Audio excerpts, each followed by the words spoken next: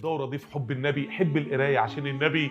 اقرأ، أول كلمة اتقالت للنبي عليه الصلاة والسلام إن احنا عايزين نعرف الناس مين هو محمد. النبي يبقى أغلى عندك من تجارتك ودراستك وشهادتك وعربيتك وموبايلك والدنيا والناس النبي يبقى أغلى عندك من كل شيء في الحياة. أحب إليكم من الله ورسوله ثلاث من كن فيه وجد حلاوة الإيمان. واحد، أن يكون الله ورسوله أحب إليه مما سواهما. أحب إليه، على قد ما بتحب ربنا على قد ما امشي ورا النبي عليه الصلاه والسلام. ليه؟ ما هو اللي بيحب حد عايز يروح له، والنبي رايح لربنا، اسرع واحد في الطريق الى الله.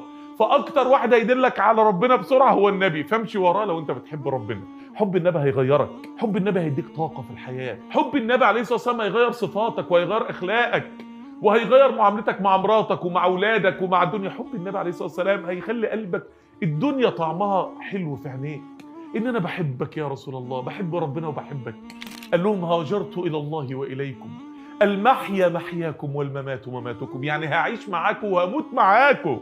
الانصار قعدوا يبكوا من حبهم للنبي عليه السلام، قالوا رضينا برسول الله حظا وقسما.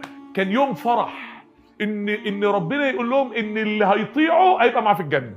اسمعوا كلامه وانتوا تبقوا معاه في الجنه. يلا بقى اتبنوا بقى يا جماعه، يلا بقى نتغير عشان حبيب الله محمد. احنا المره دي عملنا دوره 4 كتب، كل واحد من الدعاة واحد من ال4 بيشرح كتاب، ولو كتيب صغير زي الكتيب بتاعي كده، ان احنا عايزين نعرف الناس مين هو محمد. يلا ناخد خطوه عمليه بدل الكلام التسخين وخلاص، ناخد خطوه عمليه عشان حبيب الله محمد عليه الصلاه والسلام. عليه الصلاه والسلام. سبحانك اللهم وبحمدك، اشهد ان لا اله الا انت، استغفرك واتوب اليك.